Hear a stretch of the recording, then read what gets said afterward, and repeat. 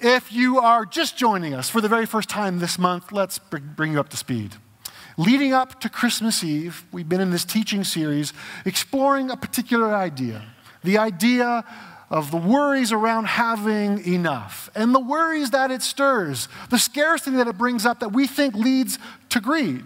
And essentially the idea is this: when you are worried that you're not going to have enough for yourself, it conditions your actions, your choices, and your worldview. And 2 weeks ago, we began by talking about Advent as an act of holy defiance. That is, our refusal to participate in the anxiety that claims you don't have enough, especially in this season of excess. And then last week, we took it a step further. And we talked about those moments when it feels like you're just not getting enough of God. Those times when God is silent or God is hidden. And this morning, I'd like us to take it one step further and unpack what to do when it feels like you have not done enough. So this morning, we're going to talk a little bit about perspective. We're going to spend some time exploring how to handle shame and disgrace. And finally, what shipping bicycles across the world can teach us about handling others and ourselves with care. But first, we're going to start with an Advent story, a pre-Christmas story. And it's the story of Zechariah and Elizabeth. And for some of you, you know exactly who these characters are and what their story is about. For others, there's some foggy details that are probably bubbling up. And then for the rest of you, you have no idea who I'm talking about, which is just fine, actually. Actually, it's perfect, because we're going to join their story already in progress, and I want to drop us right into the middle of the drama, right at the climax, and I want you to enter that story without any of the backstory and see what that does to your perspective, what that does to your understanding. And the only lead I'm going to give you is this, is that Zechariah has just been visited by an angel, and that same angel is going to later visit Mary with the first of two birth announcements. And the angel has just told Zechariah that he and his wife, Elizabeth, were about to welcome a child. And then the angel said, "I am Gabriel, the sentinel of God, sent especially to bring you this glad news. But because you won't believe me, you'll be unable to say a word until the day of your son's birth. Every word I've spoken to you will come true on time." God's time. Time out. How did this happen? What were all the little steps and moments and happenings that got to this moment? Who is this Zechariah character? What's happened in his life? Is he a smart man? Is he a brave man? Is he a fool for talking back to an angel like this? Are his comments and questions justified? Or is the angel going a little bit overboard? I mean, his mouth is going to be shut for 9 years. Maybe it was his wife who prayed that. Who knows? Maybe you prayed that. I suppose it really depends on perspective. And perhaps that depends on where exactly we enter the story. Think about it like this. Some of you may have watched the TV series Breaking Bad, right? With the main character, Walter White. And if you know that story, depending on where you drop in, what season, what episode, you get a very different picture of this character.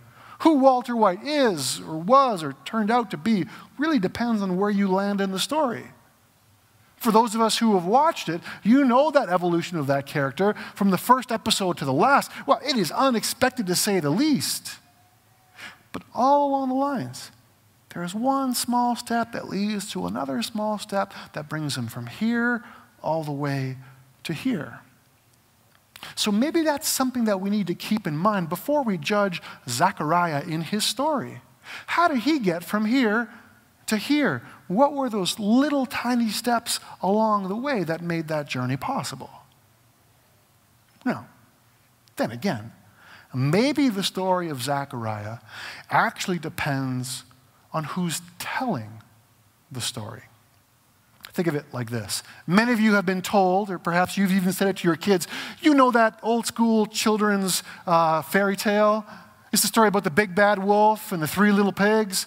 There's a bunch of huffing and puffing. You know that, right? Yeah. Well, a couple of years ago, a book came out that told that same story from the perspective of the wolf.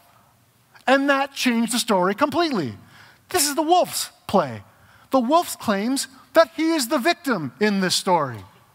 That all he wanted to do was borrow a cup of sugar from one of his piglet neighbors because he wanted to bake his grandmother a birthday cake.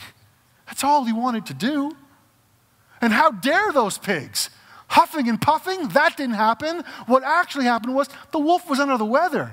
And he had some awful sneezing fits on that day. And it wasn't his fault. They had shoddily built houses out of hay or out of sticks. Not his fault. He says he's the real victim. And the real villain in the story is that last little pig, the one in the brick house. Because how could a neighbor hold back any sort of help from another neighbor, especially a neighbor that all he wants to do is borrow a cup of sugar to bake a cake for his grandmother? There's a certain different perspective to that story.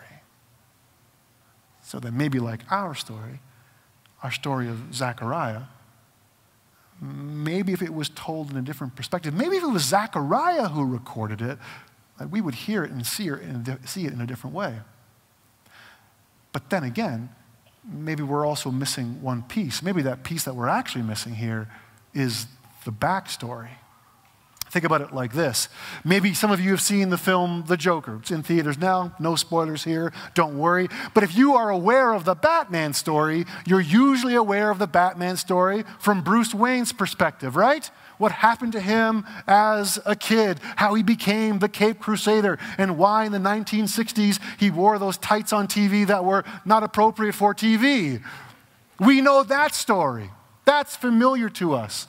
And whenever we see the Joker's just dropped in there. He's just a bad guy, almost like a bad guy with no backstory. He's just bad, and we accept that until you get a little bit of the backstory.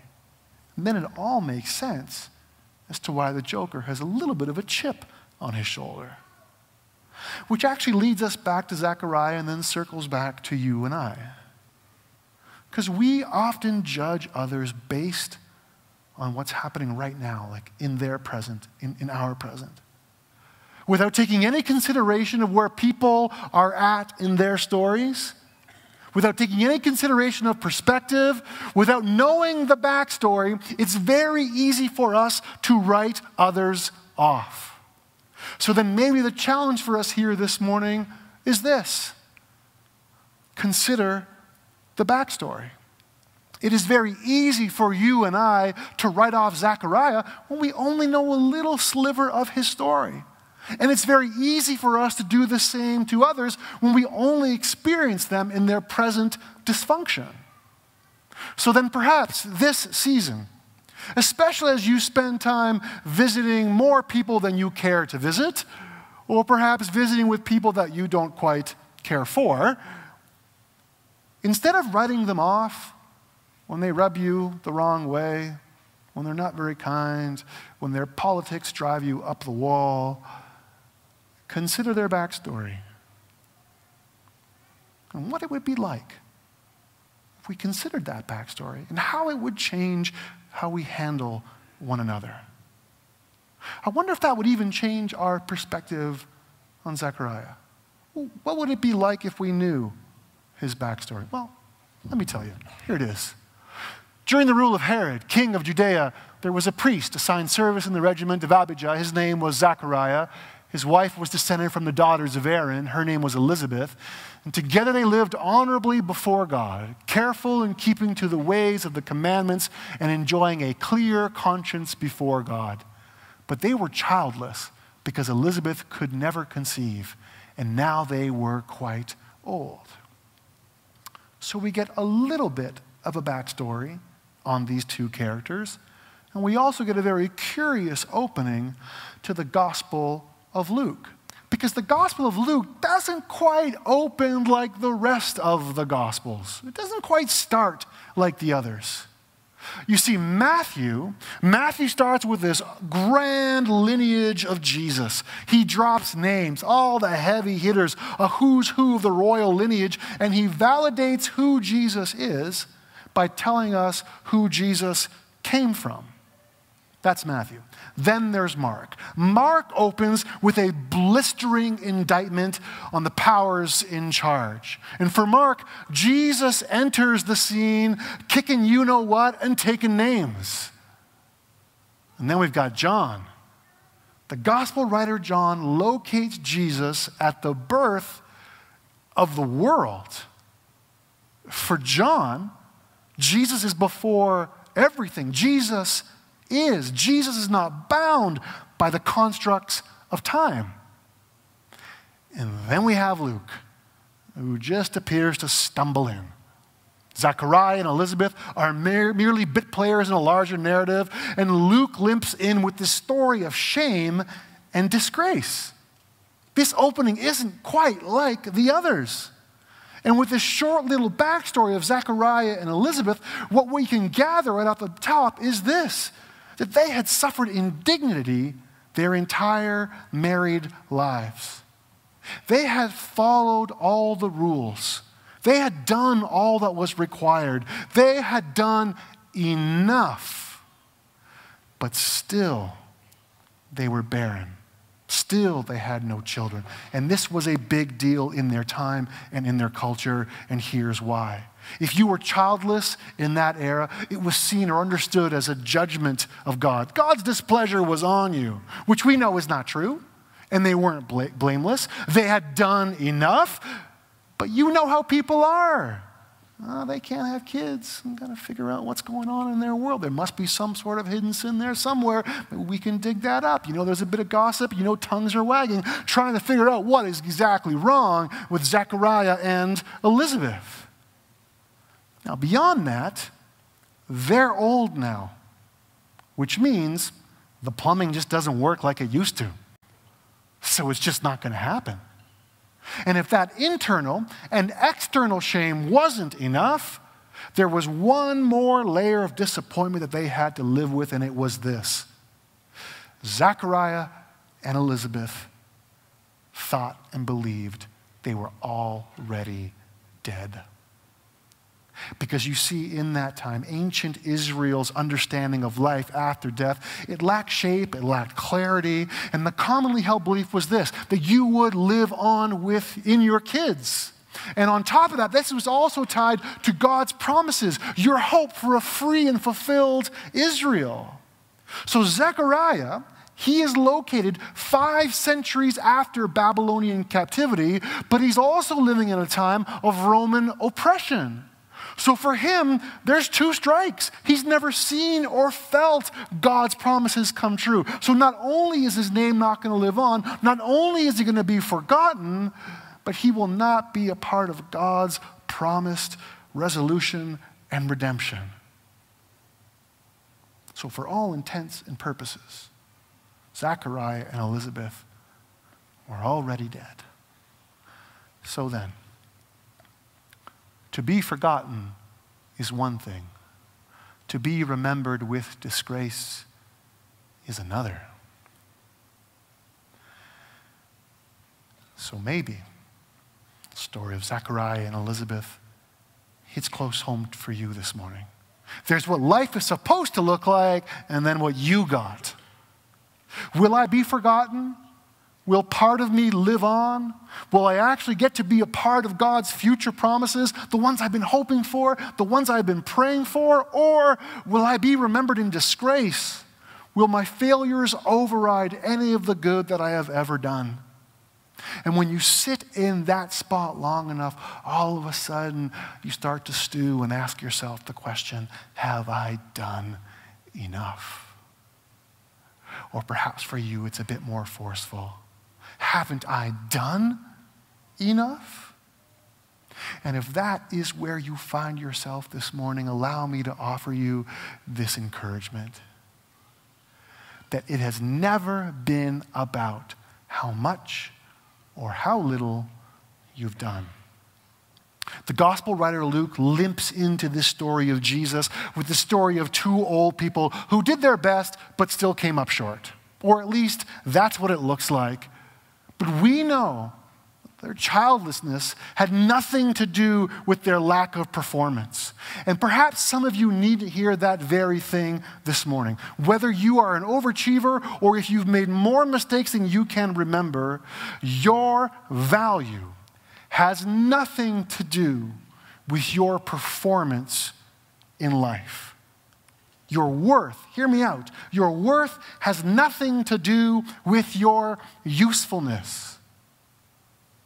Yet we live in a culture that demands our output, a culture that says you are only as good as your last game, and if you can't keep up, then there is no place for you.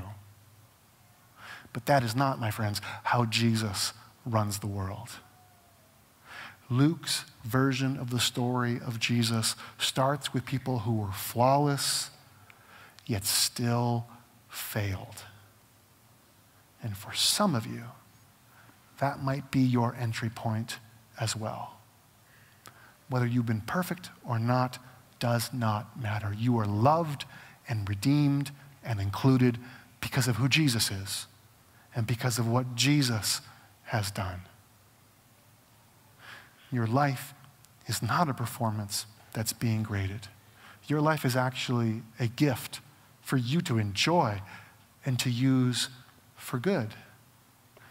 And when we start thinking in that way, when we live our lives in such a way where we don't allow this hidden shame to rule us, then we actually open ourselves up and we actually prepare a way for Jesus to do the work he wants to do in us and through us.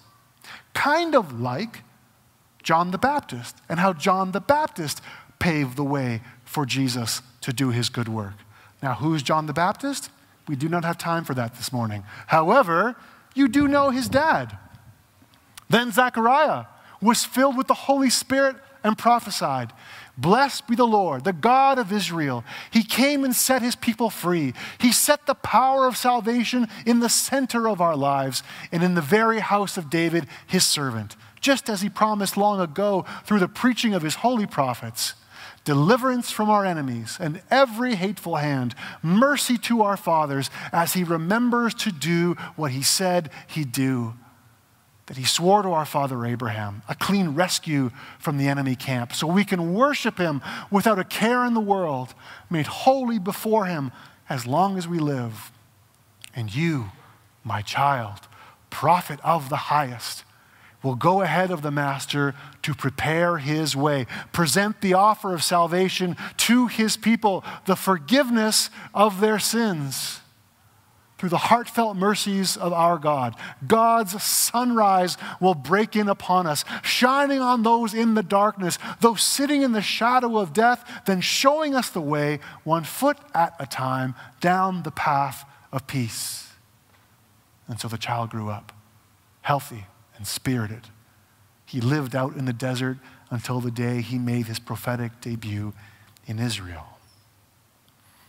And that is the last we hear from Zechariah. Literally. That's where his story ends, or at least our access point to his story. And now that we can take a step back and we can order the pieces, the beginning, the middle, and the end, it looks like everything's worked out just fine.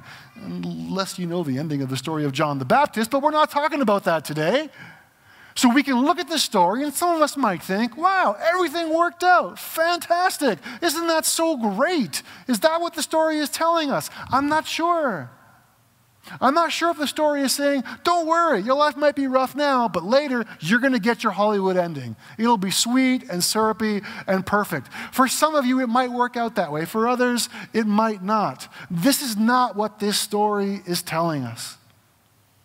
Instead, I think what the story is offering is actually right along the lines of Zechariah's prophecy. That God's sunrise, Jesus, is going to break in on us, shine in the darkness, bow out the shadow of death, showing us the way one step, 1 foot at a time. Meaning that by way of Jesus, we're going to actually be able to see this world differently. with all its good stuff and all its not so good stuff. And that perspective is going to help us handle others and ourselves in a better way. Maybe think about it the way a bike company thinks about it. In 2015, we began shipping our bikes to the USA. The only problem was that a lot of them were arriving to their new owners damaged. Annoying for them and expensive for us. We couldn't say for certain, but US handlers didn't seem to take as much care as we'd hoped. VanMoof prides itself on doing everything in-house, from design and production to sales and support. Leaving the delivery to others seemed like a fair deal. But now we had to think of ways to influence that final step. Tougher boxes, better packaging, different shipping partners. Nothing worked. Bikes obviously didn't have the kind of priority flat-screen TVs have, for example. And that was it. The light bulb moment. Our co-founder Ty's Carlier's simple idea: our boxes are about the same size as a really big, expensive flat-screen television. So we put an image of one on every box. And we assumed handlers would care a little bit more about that, and we were right. That small tweak had an outsized impact. Overnight, our shipping damages dropped by 70 to 80%. We sell 80% of our bicycles online, which means we still print TVs on our boxes. More than 60,000 of them have now been shipped directly to our riders worldwide.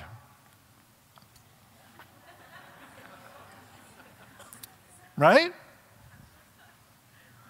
So, if the message on the outside of the box says there's something delicate inside the box, and if my handling of the box changes based on what I think is inside the box, then there must be something to the idea of how we see ourselves and one another by way of the light that Jesus sheds, God's sunrise, the light of the world.